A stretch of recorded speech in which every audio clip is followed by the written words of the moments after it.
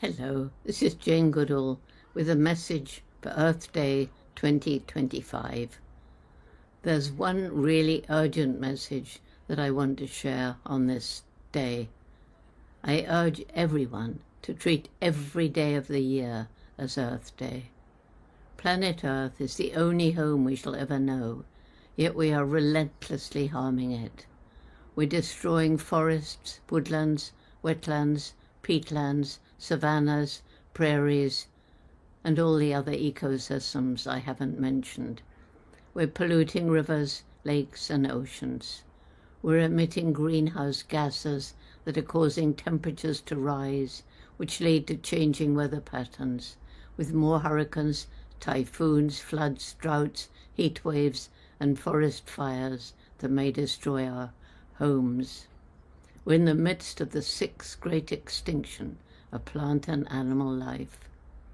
If we add to this list the fact that hundreds and thousands of people are suffering from war, poverty, and discrimination, well, it's not surprising that more and more people are losing hope.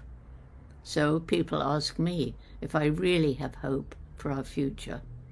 Well, I do believe there's a window of time when we can at least slow down climate change and loss of biodiversity, but only if we get together and take action now. And without hope, we will fall into apathy and do nothing. If this happens, we are doomed.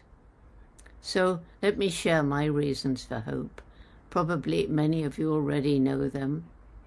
Firstly, there are our young people everywhere. Once they understand the problems and are empowered to take action, they're rising to the challenge. Our own Roots and Shoots movement, now in 75 countries, is growing fast and involves young people of all ages. They're truly making a difference and often influencing their parents, grandparents, teachers, and friends. Secondly, nature is amazingly resilient.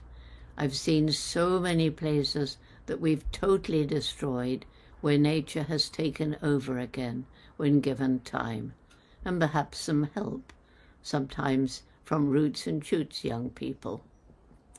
I wrote a book about animals on the brink of extinction that are being given another chance. How? Because of individuals who were determined they should not vanish, people who demonstrate that indomitable human spirit, tackling things that seem impossible and succeeding. And then there's our amazing human intellect. Science are working on technologies that enable us to live in greater harmony with nature, like alternative energy, for example.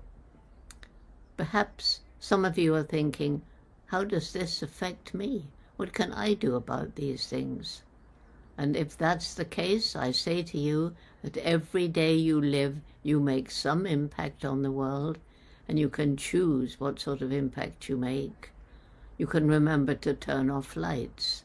Perhaps you can walk or cycle or take a train or bus instead of using a car. You can think about what you buy. When it was produced, did it harm the environment? Was it cruel to animals? Is it cheap because of unfair wages? Then search for a more ethically produced product. Will it cost more? Probably, but then you'll value it more and waste less. And waste is a huge problem today. And another very important thing you can do is to adopt a plant-based diet, partly because it will greatly reduce the suffering of the billions of animals currently crammed in horrible conditions in factory farms, but also because huge areas of habitat are cleared for growing the food to feed them. Much water is needed to change vegetable to animal protein, and water is scarce in more and more places, and the animals produce methane during digestion, a very virulent greenhouse gas. And perhaps I should add, it's healthier for us. Millions and eventually billions of people thinking about their own environment footprints every day will make a huge difference and go a long way towards healing Mother Earth. And remember, We depend on Mother Earth for food, water, well, everything.